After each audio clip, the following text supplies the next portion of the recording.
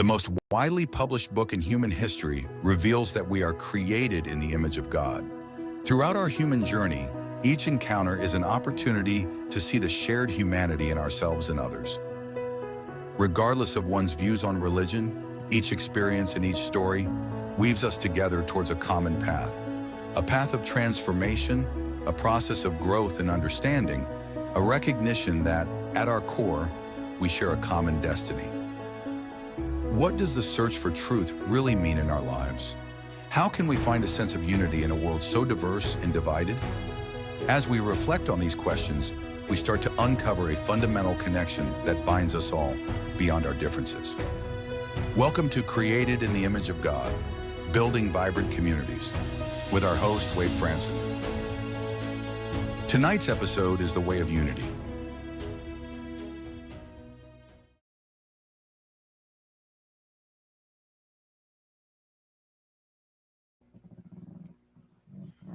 Good evening, everyone. Wade Franson here, and I'm very much looking forward to tonight's episode of Created in the Image of God.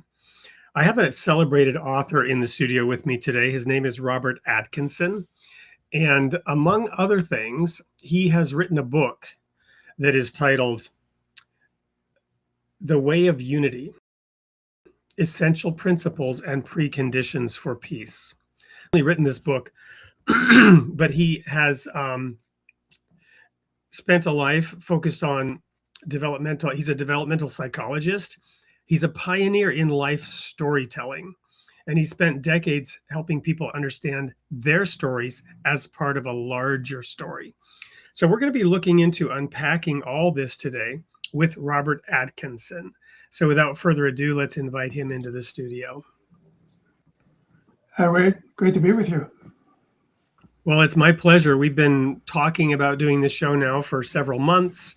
New Year, family vacations, this, that, and the other thing getting in the way. But here we are. And it's an auspicious day for you, and full disclosure for myself as well. As Baha'is, this is the first day of Rizwan. How about I put you on the spot and ask you to just explain to the audience in a very brief few words, what is that? What is Rizwan? Yeah, that's a great place to begin, because today, as you said, is the first day of Rizwan. And that really goes, it's actually a 12-day celebration that goes back to 1863. And it's a celebration that signaled the beginning of a spiritual renewal, which was built upon a world-embracing vision of unity. And the message, an interesting connection actually is to what we'll be talking about, is that we got a message, Baha'is of the world got a message today, and Rizwan, from the Universal House of Justice, which is the administrative body guiding the Baha'is of the world, for a Rizwan 2026 address, which really focuses on an abiding hope. And I just felt, this might be a good way to begin our conversation, to think about the condition that the world's in today and what we need to keep ourselves going and focused and hopeful, optimistic, and all the things.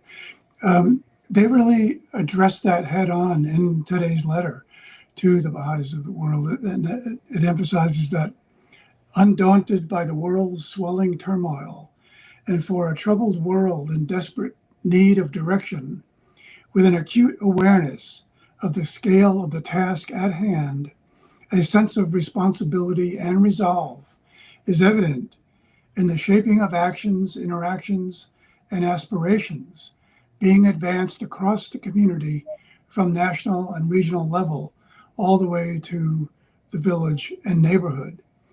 So they go on to talk about how this grassroots activity that your subtitle refers to in the program, how that grassroots activity springs from a sincere concern for the well-being of all, which is oriented towards unity and service, which follows clear principles, yet it does not presume to have an immediate answer to every problem.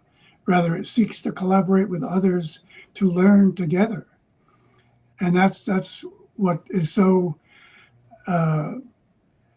impressive and inspiring for the Baha'is of the world, to get a message today with what's going on in the world that really addresses the moment we're in.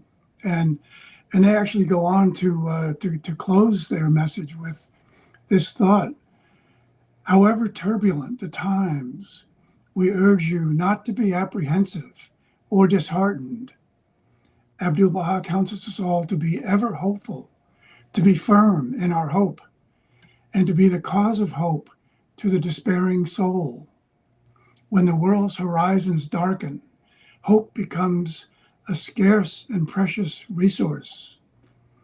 And because of the Baha'i community's conviction about the future of humanity and what it has learned from its own experience, multitudes yearn for the hope that can be brought to their hearts.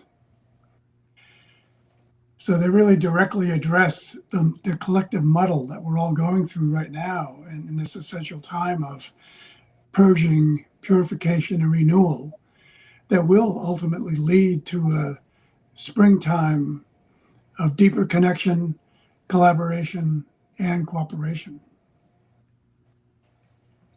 Thank you so much for sharing that. As I look on the screen, I see behind me the sun and the moon, and I'm looking out the window. The sun is just setting here in the central time zone at the end of the first day of Rizwan. I believe you're on Eastern, so it concluded an hour ago for you. But there are several states and territories where we are still in the first day of Rizwan, even though on this round planet, time moves on. But we're all connected. We're all connected in this endeavor. But there was also a time when you were not a Baha'i. If I understand your background, you were not born into a Baha'i family. And of course, that's where we like to start. So what were the forces that shaped you as a very young lad? Who were your parents? Where were you born? And what was it like growing up, Robert or Bob or Bobby? Yes. Well, that's actually what I was called when I was growing up. Yeah, there were a lot of forces directing and influencing me as a child, and of course, starting with my parents, they were kind, giving, caring, and supportive. And as an only child, I really did get the focus of their attention, which was great. And my mother told a story to me very often growing up about the moment that I was born and her experience of being in the hospital giving birth. And so many years later, I realized when I got into studying developmental psychology, I did realize that what is happening in the world at the moment of our birth, locally and globally, both, really do have a big, huge influence on who we become. So my mother's story was of being in the hospital was that the streets were filled with parades of celebration the day you were born. And of course, the rest of that story is not for me, of course, but for the end of a war and the beginning of what everyone hoped would be a peaceful time. That was the day that the first atomic bomb was dropped on Hiroshima. And I didn't realize it, of course, then growing up, but there was another experience in my early childhood, which was when I was about 9 years old. My grandmother came to live with us for part of the year. And the thing that really struck me most about her being with us is that I would notice her and really observe her in her room by herself, quietly reading the Bible in the upper room to herself. And of course, as a 9-year-old, I didn't know what that meant to her or to me. But my my soul had some sense of what that really was about, and that experience stayed with me of experiencing her daily devotion to her spiritual life, so much that when I got to college, I realized that there was nothing that I wanted to major in college except philosophy, because I really was directed toward wanting to know and understand what was it that gave her the direction, the inspiration, and the sense of purpose and meaning that her life expressed to me as a 9-year-old. So I did end up majoring in college, majoring in philosophy in college, and that led me on to broader studies of comparative religion and comparative mythology. And so after college, I continued my own studies of comparative religion and philosophy on my own. And I ended up having a series of experiences after my first master's degree, which was in American folk culture. Long story there, but after that first master's degree in American folk culture, I by chance began a series of experiences, adventures that led me from one thing to another that really brought fulfillment and resolution to that quest that I had been sent on way back from that moment of my birth and as a 9-year-old to through all the college studies and that really also that time in my right after the master's degree that was when the first moonwalk happened. And so that really gave me, obviously, as it gave many of my age and generation, it gave us a whole new perspective on the earth that we were citizens of. There were no boundaries from that moonwalk when we were looking back on the earth. And that sense of the earth with no boundaries really started nurturing within me what has become now, and especially with my latest book that came out just the end of last year, that's what gave me a firsthand experience from the moonwalk and other studies and experiences like that. It gave me a sense of a world embracing vision, which really has become the focus of that book, The Way of Unity, that you refer to. So that's kind of a quick jump through those early years. Well, how and where did you first encounter the Baha'i faith, and what was your reaction to it at that? Well, that's actually part of what I was just jumping through those times when I was so after the moonwalk. I was my next adventure was being offered to be a crew member on the Hudson River sloop Clearwater by Pete Seeger, who had raised the funds to build a replica of an old sloop that sailed the Hudson River.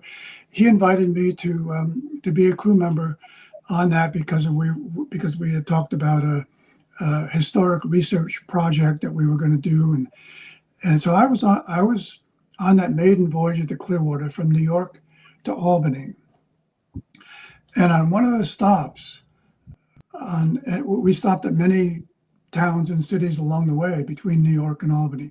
At one of those stops, I think it was Beacon, New York, there was a sloop festival going on with many booths and vendors and things. And at one of the booths, I happened to pick up a brochure that really I hadn't, and that was the first time that I knew about the Baha'i faith. It was a brochure describing the concept of and the principle of progressive revelation, and I kept that brochure with me. It became a bookmark while I was continuing my studies in comparative religion and mythology. And it took a while, though, for me to come back to that little pamphlet. But that was my initiation, and my first awareness of the Baha'i faith was picking up that pamphlet. And it took a while before I had slowed down enough to really focus on it, which led me to further study of it, and eventually deciding that this is what I had been looking for and being led to through my own studies of comparative religion. Well, wonderful. So one more question, and before we segue into the next section of this show,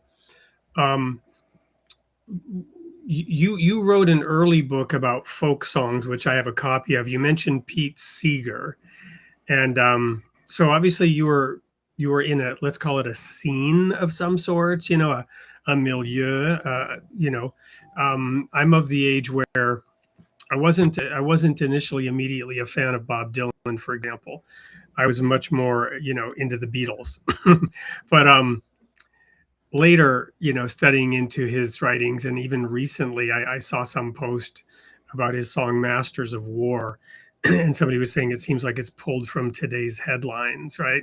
So just share a little bit about those early influences, and then how it led to your later works, including the book that you mentioned that you published last year. Yeah, so I mentioned that Pete Seeger had invited me to be on the crew, and it turned out, I didn't know this at the time, but when I boarded the sloop in New York City, I ended up being the only non-singing crew member on that maiden voyage, because what Pete had done was he filled the crew with his singing friends, and which included Don McLean, Ramblin' Jack Elliott, Gordon Bach, and a number of other folk singers who weren't as well known nationally. But I got to. I was just thinking about Don McLean the other day, and thinking, he is so vastly underrated. He wasn't prolific, but man, does he have some gems.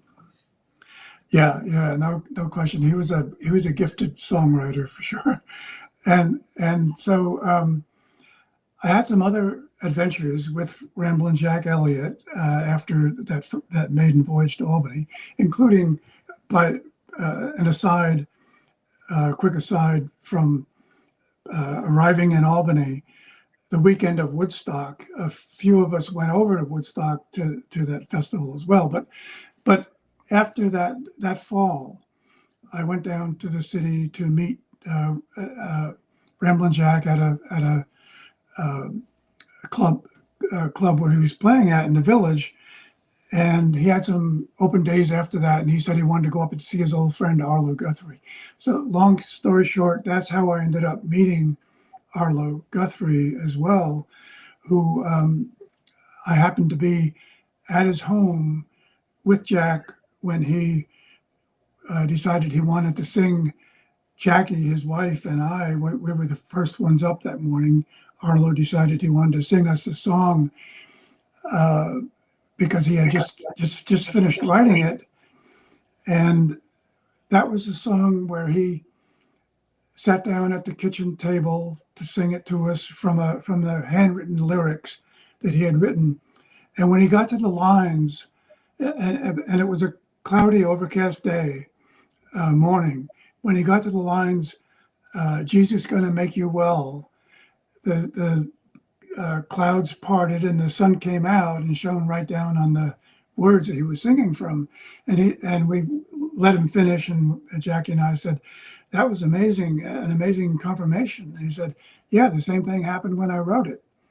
But so that's just a little piece of how I got into knowing some of the folk singers of the time. And later on, after having met Joseph Campbell, who became another mentor, I returned to Southampton, where I had graduated from Southampton College 3 years earlier, and I returned there. And just by chance, I was offered to teach a course, and it was on.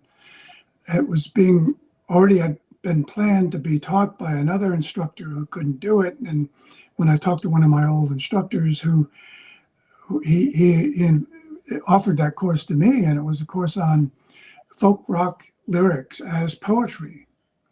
And I said, "Oh, I think I might be able to do that." And so that's what teaching that course and putting the lyrics together in a way that followed the journey of the hero. After having met Joseph Campbell and been influenced a lot by that, I put together the folk rock lyrics of people like Arlo and Dylan and Joni Mitchell, Carly Simon, and James Taylor, a lot of others, in that form of the hero's journey. And then that became, as you mentioned, my first book. I think that came out 1974. So that was the beginning of those experiences that led to my first book. And then it's quite a jump from that first book to the one that came out last year, which we can fill in some of the blanks about as we go on, I guess. Yeah, I'll just make one comment, and that is, that sort of idealistic, some might even say naive, hippie, whatever sentiment that was, the hippies, were a movement, that grew out of that and maybe diffused the power of what was actually being written and done. But your book is much more grounded and practical. So we'll now go to a quick commercial break that will feature that, and when we come back, we'll get into it. So don't go anywhere. We'll be right back with more of Robert Atkinson on Created in the Image of God. Humanity is going through periods of transformation, leading us to unity, oneness, and wholeness. The confusion and turmoil of our collective childhood and adolescence is giving way to a consciousness of global integration. Humanity's age of maturity is dawning. The next step in humanity's evolution is clear. It is now time to recognize the oneness and wholeness of human relationships, where there is no other left to exclude from the circle of the human family or from the web of life. We are entering a time when the equality of women and men will be fully realized, when a balance between the extremes of wealth and poverty will be fully realized, when freedom from all forms of prejudice will be fully realized, when harmony between science and spirituality will be fully realized, and when the protection of nature as a divine trust will be fully realized. This way of unity, built on universal love, leads to the oneness of all life.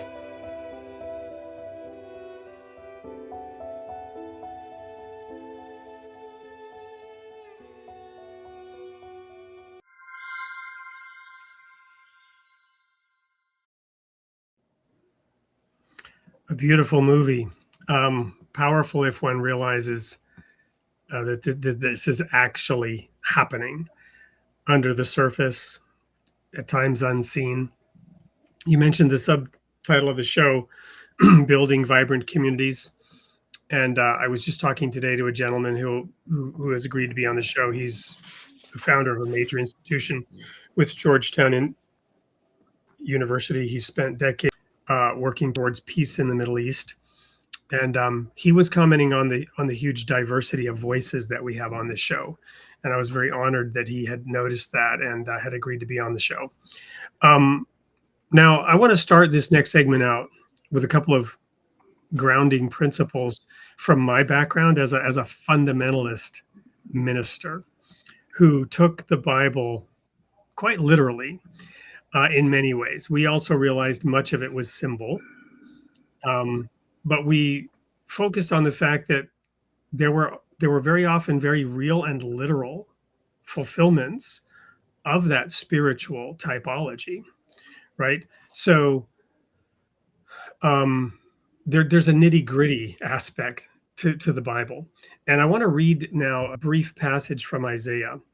And for those who are familiar with the parables of Jesus, I often ask, why did Jesus speak in parables? And the answer is usually, well, he spoke in stories, which made the meaning, clear. People could remember them and they could derive the meaning from them.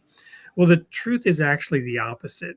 Because when Jesus was asked to explain why he spoke in parables by his disciples, he said that the prophecy of Isaiah might be fulfilled. Now, he's not talking about this specific prophecy that I'm going to read. He's talking about a different prophecy, but he says that the prophecy of Isaiah might be fulfilled. Hearing, they will not hear. Seeing, they will not see. He said, to them it is not given. To you it is given. And I then joke about how he would then explain to the disciples what it meant, and they still wouldn't get it. So he'd explain it again, and they still wouldn't get it. He'd explain it a third time, and they still wouldn't get it. Finally, he died on the cross in fulfillment of what he was trying to tell them, and they still didn't get it. Peter denied him 3 times on the cross. So even for those to whom it was given, they didn't really understand and grasp it. These things are deep, but that's a very literal fulfillment of that prophecy. Hearing, they will not hear. So this is a different prophecy about what talked about the state of the world today. It's from Isaiah chapter 15. Behold, the Lord's hand is not shortened that it cannot save, nor his ear heavy that it cannot hear. So God could clean up the mess. But your iniquities have separated you from God, have hidden his face from you so that he will not hear. For your hands are defiled with blood, and your fingers with iniquity. Your lips have spoken lies, your tongue has muttered perversity. No one calls for justice, nor they just in empty and bring forth iniquity.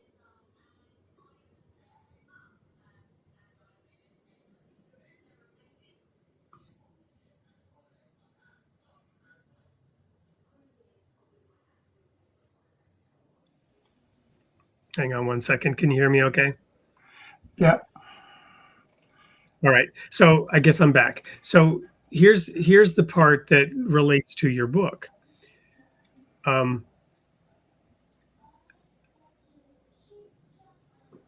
Their feet run to evil. They make haste to shed innocent blood. Their thoughts are thoughts of iniquity. Wasting and destruction are in their paths. It describes again what's going on today. But here's the key point. The way of peace they have not known. And there is no justice in their ways. They have made themselves crooked paths. Whoever takes that way shall not know peace. So this is a prophecy from Isaiah that is quoted in the book of Romans much later by the Apostle Paul. The way of peace they have not known. And your book seeks to explain, shed light, unpack what the way of peace actually is. I thought that would be the way that I would sort of frame this discussion and invite you now to discuss that book that you published last year, which seems so timely, so prescient for what has unfolded in the last 6 to 8 months.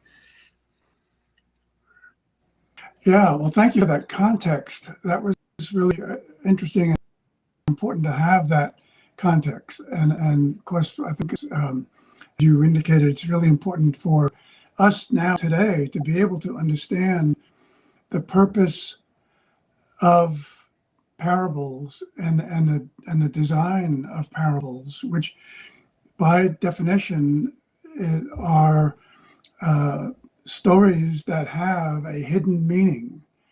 And that meaning has been hidden not only to the direct actual followers or disciples of Jesus, but many for many centuries following that time as well, because and this is how I would kind of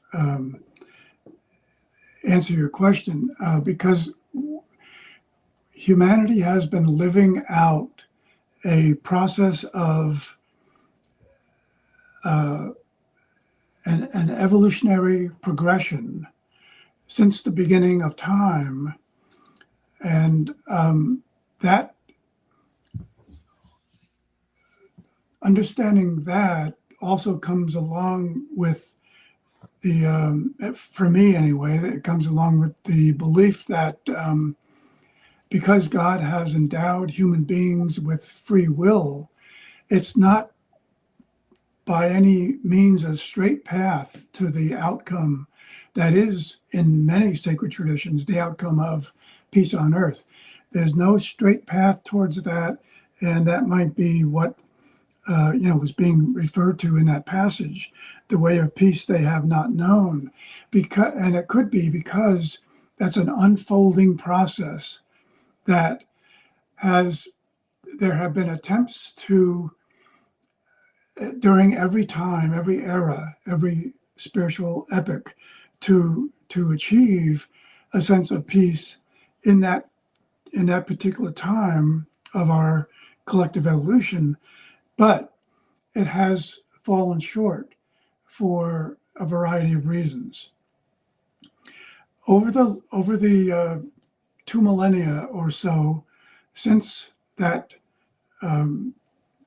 parable that you just read from, humanity has evolved, continued to evolve, and I think, and the basis of the book, The Way of Unity, is that we are designed by the Creator to go through a period of actually ups and downs. Because of free will, the path to peace, the way of peace, the way to peace is not by any means a straight line to that outcome, but it's rather what I would think of as an evolving process of cycles spiraling progressively toward that destined outcome. And so now we live in a time of global integration. And in order for us today to experience peace as it's been described and alluded to in all of the sacred traditions, we have to know, first we have to understand that we're coming towards the culmination of an evolutionary trajectory that consists of developmental stages, each with their own core conflicts to be resolved, and that are true on both, that process is true on both the individual and the collective level. And so if we think of the design of creation being one of going through an evolving process of cycles, progressively moving toward that destiny of peace on earth, there will be a time, and my book tries to point out how we are in that time right now for having all the tools that we need to bring about peace on a global level, because of the way that the spiritual teachings and principles have evolved over the last 2 millennia. So that's the basis for the book. And one other quick sort of, in a way, it's a parable, but it's an analogy and symbolic of the kind of thing that I've been trying to describe here. So what all of that means that I've been describing is that what we have at our hands and our disposal now, it means that we can be assured that the signs and characteristics of adolescence are going to be followed by the signs and characteristics of maturity, just as in the natural world, the signs and characteristics of winter are followed by those of spring and summer. So that's where we are now. That's the understanding. And so the way of unity offers a new vision that does seek to fulfill the original sense of religio, which means to bind together. And we're becoming so globally integrated that a universal spirituality for our time would need to involve a dynamic process that brings about and maintains unity on all levels, from personal to interpersonal to global. And so this is a holistic perspective for the 21st century and beyond that recognizes that the entire creation is one and undivided whole, and that the flow of evolution is leading us toward the realization of becoming one human family. But to achieve that goal in today's world, we need to live by principles that are designed to bring about unity on a global scale, which would reflect the inherent unity of the universe. So that's what the way of unity does in a three-part way. It offers that vision of how a universal spirituality, how social action, how community building, how they all converge to form a framework for peace building. And that's because we see this as humanity's next stage in its collective evolution of moving closer toward fulfilling an age-old promise of peace on earth, which will be, in today's world, has to be accomplished starting locally with a strategy that is globally scalable. So, and that's the vision that the way of unity offers, both from inner peace to interpersonal peace and to world peace, because they're so interconnected that one cannot be separated from the other. Well, thank you so much. I'd like to sort of unpack that a little bit from a slightly different perspective or angle, because there's a lot of concepts there, a lot of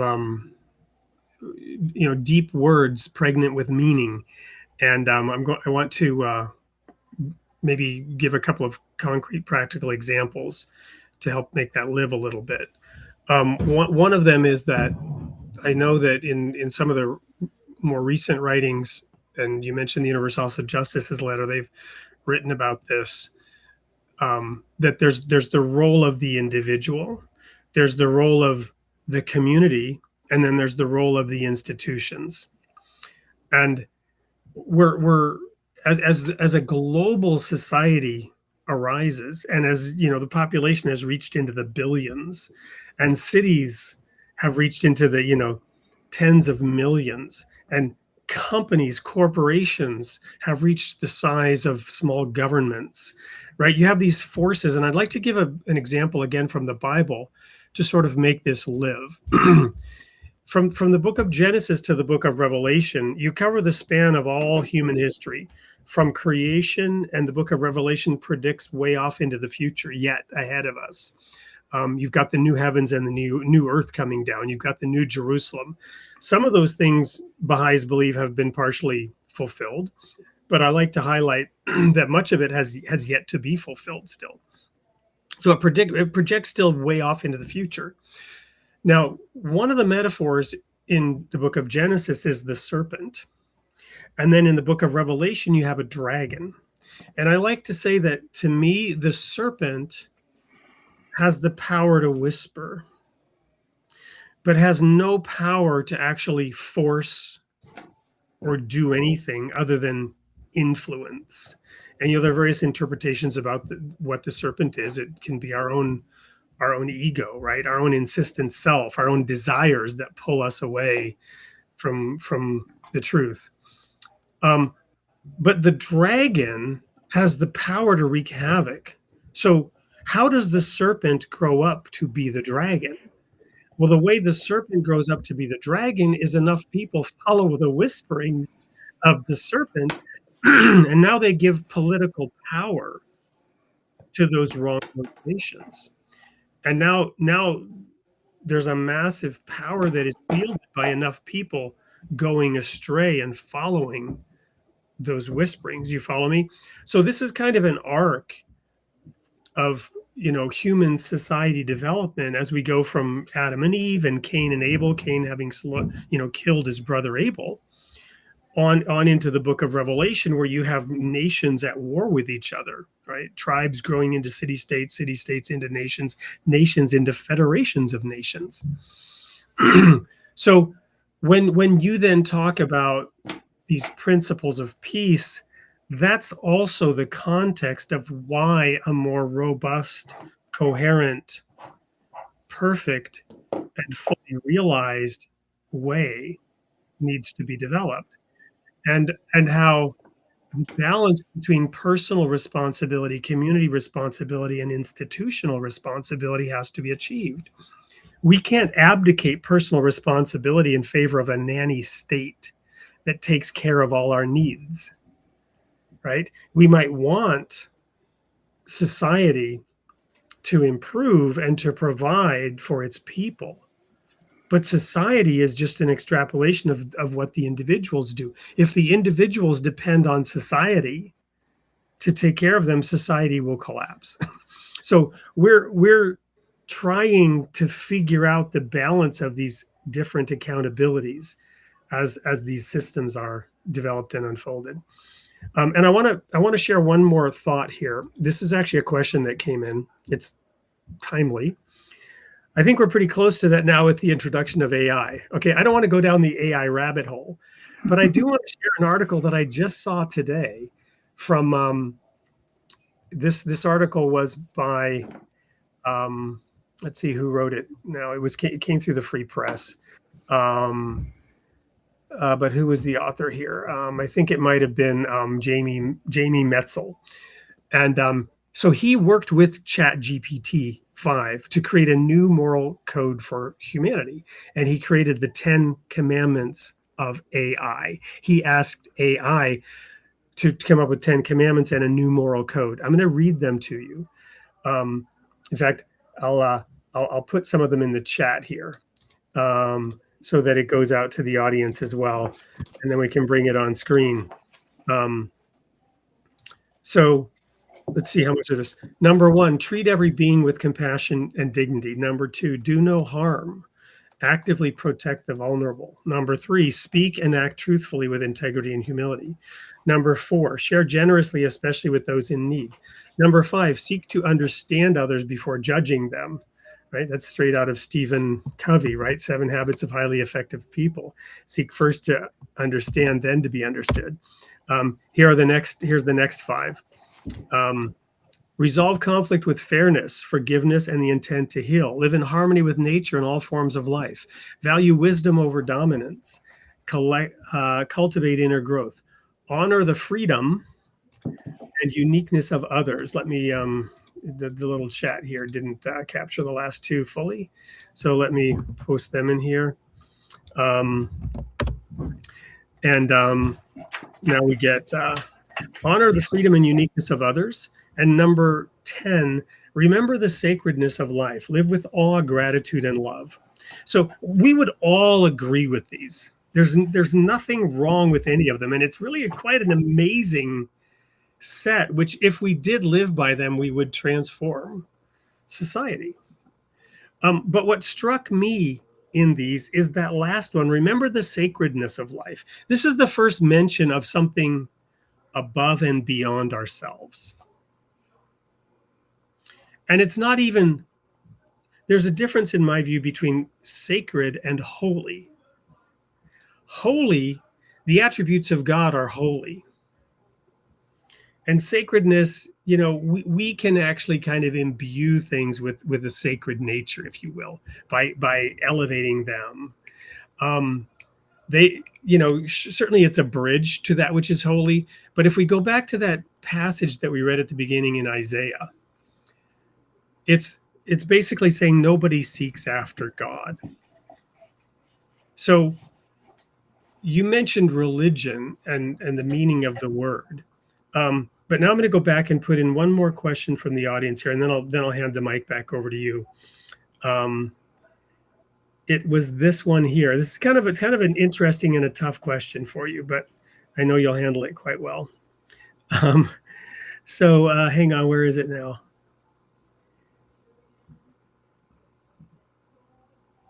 Why? Can't I find it? Here we go. There's just a lot of comments now, especially with what I just wrote in here. Here we go, finally. From Slater Gator, do you think there can ever be peace without Jesus' return? Sorry to put you on the spot. Again, what this is doing is it's highlighting the point that divine intervention is needed, and that this is all prophesied to happen. So what is the role really of God in all this, and the greater plan of God in bringing about peace, to put it more broadly? Okay, yeah, so that is a huge question and a great one, and I appreciate the context that you put it in. So as we were saying, well, I'm just wondering if I can quickly go back for a second to your Absolutely. To your story about the serpent and the dragon. Just quickly, because I think it's important for that's again in the area of parables and hidden meanings. I think it's important for us to recognize some of the symbolism there with concepts like that, like the serpent and the dragon, and I bring in another one from mythology, because this is where the meaning can be found in one sense. Another figure that would fit very well with those other two, the serpent and dragon, is a gargoyle. And all three of those figures, whether we think of them, however we think of them, they do have a hidden meaning and purpose in all the world's mythologies and the sacred traditions, and that each of those figures represent the hurdle to cross over before we cross the threshold into the realm where we're able to become transformed. So they are precursors, preconditions for the process of transformation happening. And I just want to throw that in there, as the figures that you refer to, they're essential for the process of transformation to occur. And so see if we can connect that to the question that you just put up a minute ago about and the broader context of that. What is the role of divine guidance or divine support, or whatever we want to call it, in the process of peace building? So my answer to that, and I hope it's should be clear in the book, is that that's essential. And the primary reason for peace being not only possible but inevitable relative to the time it's going to take humanity to come together as one family to apply the principles that bring about unity, that will then reflect and sustain the wholeness and harmony and unity and peace of the universe when it was created. That's we could think of that as the divine plan in a way. And so humanity cannot, from that universal spiritual perspective, humanity cannot achieve peace on earth now or in the future without having some sense of what the divine intention to the entire creation is about. So, but it's a I also like to think of the same thing as being the most important partnership that there is in all of creation. And that partnership is between the Creator, God, and humanity. There's no greater partnership in the world, in the universe, than between humanity and God. So that's sort of a roundabout general answer of whether or not any one of the divine prophets are needed to be present in the form of a return or any other way.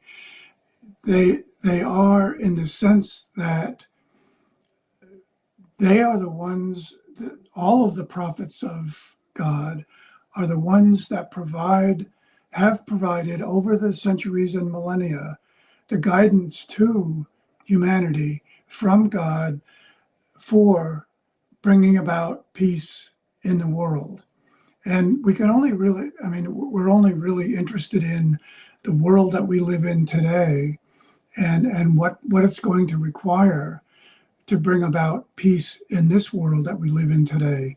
So all of the teachings of all the world's prophets need to be present and not only present, but put into action in the everyday lives of the all 8 billion of us today. And that's the process that's underway. To put it in a Baha'i context again, which has only been part of the evolutionary process for the last century and 3/4.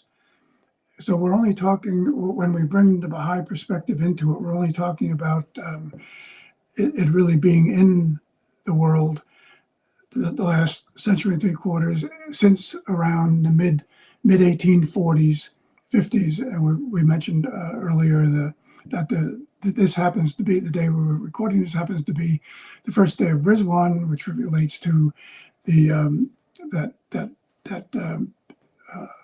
time in the Garden of Rizwan that signaled the beginning of a spiritual renewal. With that coming and that spiritual renewal, we now have the principles that are designed to bring about the unity and the oneness of the human family. And so that's the only way that we'll be able to achieve peace in the world that we live in today, is through those principles that are designed to bring about unity in every way.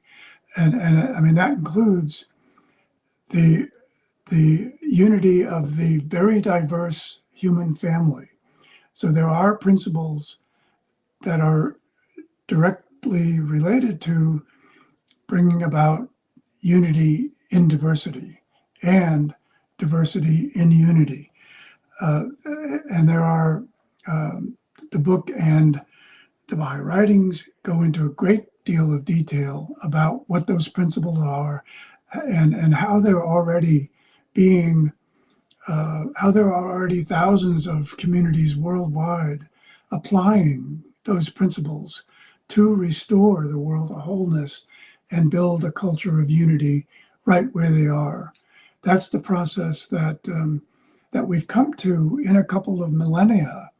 And as we can imagine, since it's taken humanity to get this far in a couple of millennia, it could well take another century or more, depending on how serious humanity gets in deciding to use its free will, direct its free will toward the oneness of humanity and all the principles that are needed to bring that about.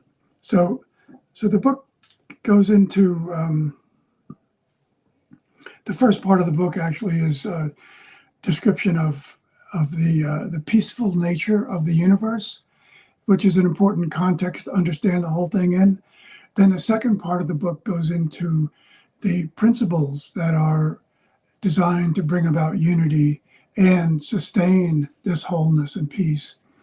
Then the third part of the book is really going into more detail to describe what's going on and what the methodology and strategy is for the thousands of communities worldwide that are applying these principles to build cultures of peace right where they are. And the book and the Baha'i websites that are widely available go into great detail about that process.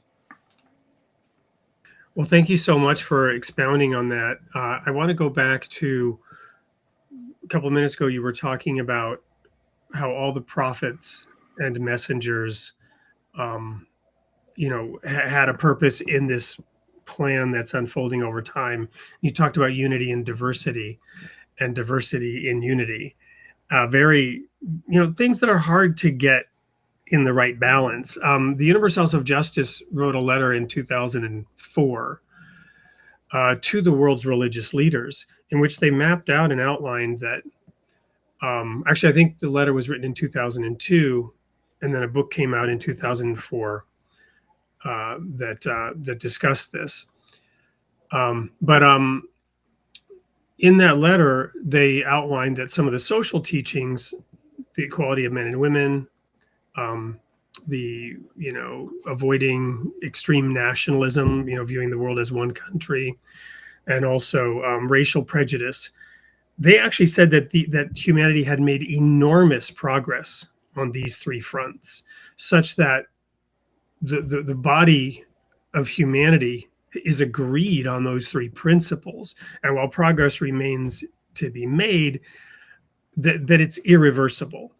It's irreversible. And there's no turning back. And in civilized societies today, you can't really adopt those positions without being viewed negatively. But then they said that on the subject of religious unity, we had gone backwards. And they called out the need for religious unity, which is ironic, given what you said about the prophets, but also understandable, because one of the big issues we've had as a species is we worship the creation instead of the creator. And so these messengers being, in that sense, a direct connection to God through whom we can access God through their teachings.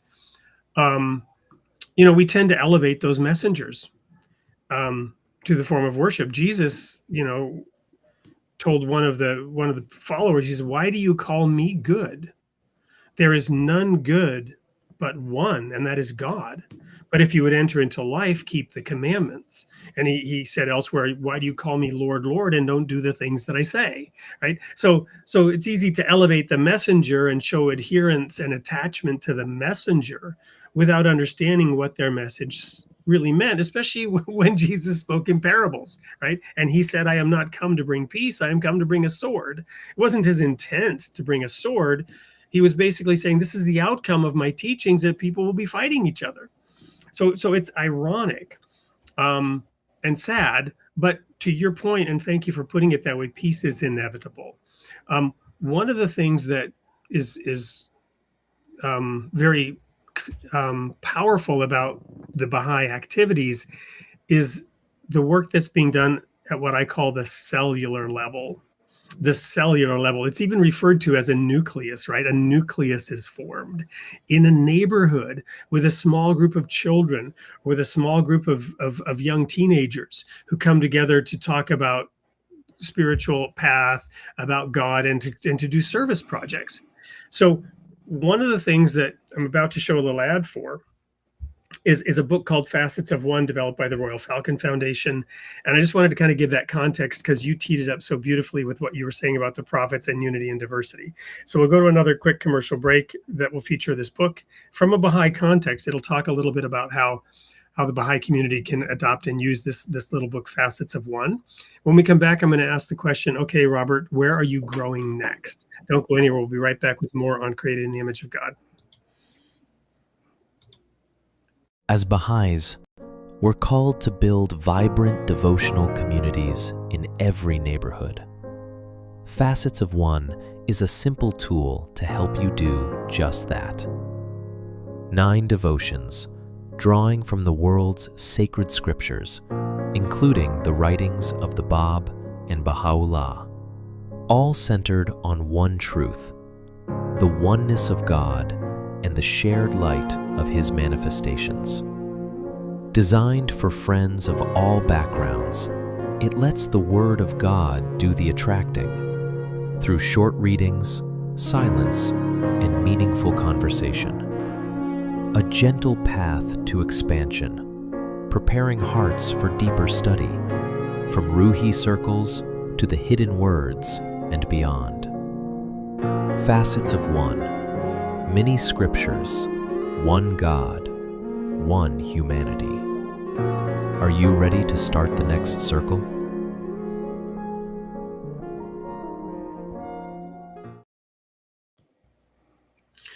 So that book was actually officially published today. It has been released. It's in pre-order. Copies are shipping across the nation as we talk, and it has been piloted and tested throughout a number of communities across the U.S. So I hope you'll check it out. Okay, Bob, so back over to you. Where are you growing next? Having published this book, having had a long and illustrious journey, starting with folk music and the prophetic words, Simon and Garfunkel, right? The words of the prophets are written on the subway walls and tenement halls, to where you've written this book outlining principles of peace. What's next? What's your focus these days? Well, for anyone that's written a book, it's a lot like giving birth. And of course, you don't leave it on the shelf or in the warehouse, wherever it might be. It's really an ongoing, for me anyway, it is an ongoing process of trying to get the message out there of the book. And so that's where I'm going to be continuing to head next. And I'm actually in the process of developing a 2-part course. The first part is going to be based on my book, A New Story of Wholeness, which is about the path to wholeness, how we can actually also understand our own story as a journey from separation to wholeness. And then the second part of that course is going to be about really getting down to the heart of the way of unity and what that's all about. So it's going to be what I think is really my role from the books that I have written and the need to get the message out there in an ongoing way. It's about, for me, it's really come down to recognizing a need to get the message of how important it is for really all 8 billion of us to identify and to live according to an all-embracing vision that brings the human family together and makes it not only flourish as a whole, but makes all of the prophecies ever given by all of the sacred traditions possible.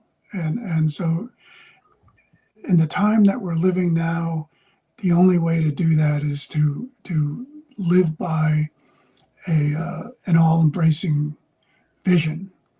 And so that's going to come from the essence of the book, and that's my ongoing work. Well, I put the title of the book right there in the chat, and it's showing on the screen. I'm sure people can get it from Amazon or walk into a Barnes and Nobles and order it. Is there anything else, any other place where you would recommend people engage with you and your work? Is there like a website or? Yeah, I do have a website, and that's a good place to get in touch with me. That's robertatkinson.net. And by checking that and by getting on my mailing list, you will know when the course that I just mentioned will be available, probably in the fall. That will be available. So keep posted on that by getting on my mailing list. Did I spell that right? That's it. Yep. That's Awesome. it. Awesome. Well, we are unfortunately out of time. We did have a chance to go through a couple of audience comments. Actually, I'm gonna bring up one or two more real quick. This was a question earlier on when you were talking about I think it was your grandmother who studied the Bible in solitude. And I guess more broadly, your own spiritual practice is what this Finally Free store was asking about. Yeah, thank you for that question. I think solitude is important to have access to whenever we feel we want it or need it. It's an important way for us to be able to focus on what it is we are thinking about and want to have happen in our lives. So and solitude to me, for me, is a setting in which I prefer to carry out my regular practice of prayer and meditation. And I think the two go hand in hand. Praying is speaking to God, the Creator. Meditation is listening to, and so they go together. They're two parts of one process for me, and I think that process happens most effectively when we are in solitude, wherever we can create that or find that for ourselves. One more question here, and I'm going to expand on this slightly too. Yesteryear also corrected it. He meant what, or they meant what? Sorry, they meant where. Excuse me. Where do you feel our society is heading with how things are unfolding globally since you encountered the faith? And I'm going to expand on that in a moment by asking, what is the biggest surprise over the decades from what you first sort of imagined as a young Baha'i, and how things have actually unfolded over the number of decades since you've become a Baha'i? Well, that's an interesting one to think about, actually. And so for me, it goes back to around 1970 when I first learned of the Baha'i faith and studied it and became a Baha'i. So that's been a long time. And of course, the world was very different then, too. But one thing I do think of in relation to that question is about how things have changed or what surprise might have been, is that one thing that really meant a great deal to me at the time when it came out was the what we think of as the peace statement, which came out from the Universal House of Justice in 1985. And the one thing that really struck me about that then was that the Universal House of Justice, even in 1985, suggested that the experience of this global community can serve as a living example for reinforcing hope in the unity of the human family and the Universal House of Justice offered the Baha'i world community as a model for study. That even 1985 was a long time ago in relation to where we are right now in the world. And so I think that that offer to look at the Baha'i world community as a model for study means so much more now in 2025, 2026 than it did, 30, 40 years ago. There's such a, the Baha'i world community has come such a long way in those 40 years. And there's so much more now for the world to look at to look at in the Baha'i world community as a model for study than there was 40 years ago.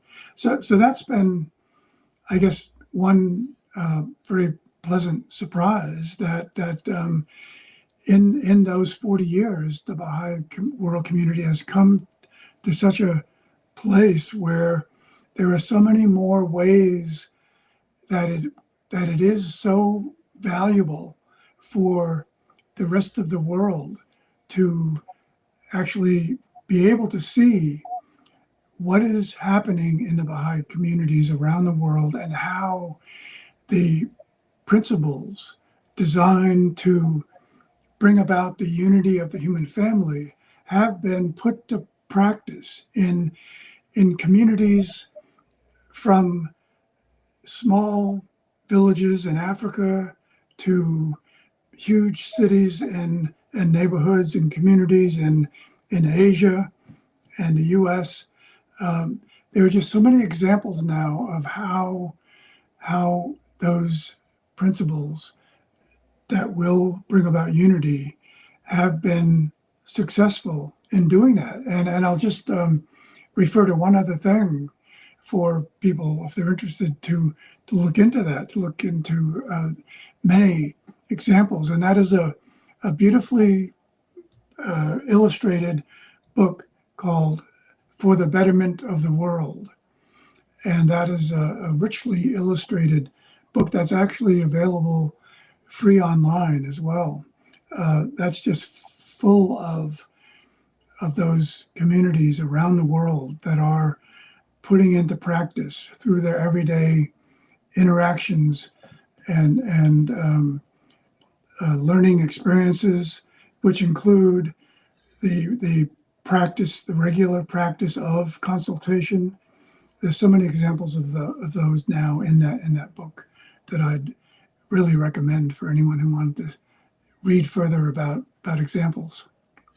Well, thank you so much for taking those lofty principles from that book and grounding it in the experience that is going on. When as you were talking, I was imagining, the divergence, the extremes of wealth and poverty and these things that keep us separated. But yet at the same time, here's a set of practices that are essentially in their character and nature not different, whether you do them in the smallest village in in India or Africa, or in the largest metropolitan city. And to me, it's very important to mention that these practices should be localized. There should be material differences in their application and how they're practiced. But at the same time, there is also a lot of similarity. The essence and the core of those activities is the same, and it binds us together even as it allows diversity. So For sure. I don't mean to jump in at the end there and close this out. So any final words to the audience before we do the last thing, which is to go to the sneak peek of next week's show?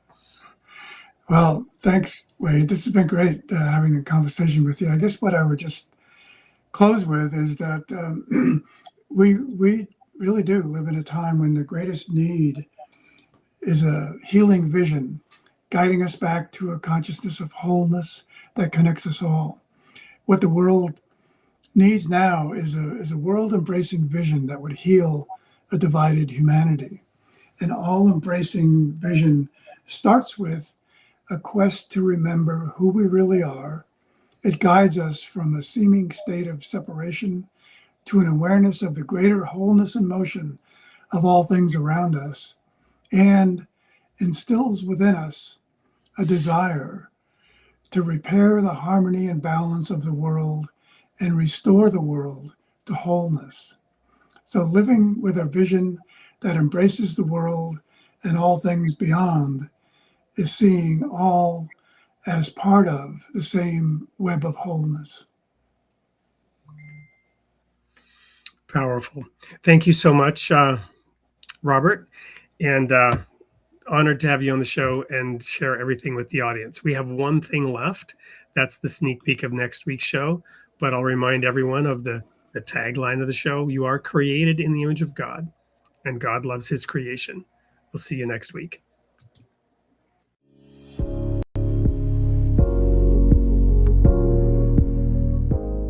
Samuel Aloncar will surprise you and delight you with his depth of research, understanding, and the eclectic way in which he approaches philosophy, religion, and science. Welcome to the studio, Samuel. Thank you so much for having me, Wade. It's a delight to be here. What guides you in your research into the intersection of Judaism and Christianity? Well, my approach is as a philosopher and a scholar. I was raised in the Christian tradition, and I respect very much the insights of that tradition. But I think that what we need is just a respect for truth. I think truth is actually the path to peace. Every part of every religious tradition that respects truth ends up approaching a peaceful relationship and respect towards that aspect of other traditions. And I think in that sense, every religion has a philosophical core. And so as a philosopher, I'm not taking sides on sort of traditional religious debates or divides, but I am seeking to respectfully understand them and to show how, regardless of what we believe as individuals or what our backgrounds or traditions may be, we're so influenced by the Bible that if we want to have agency and wisdom in the contemporary moment, in our own personal lives, understanding geopolitics, or simply being good, educated global citizens, we need what I think is a good philosophical understanding of the Bible.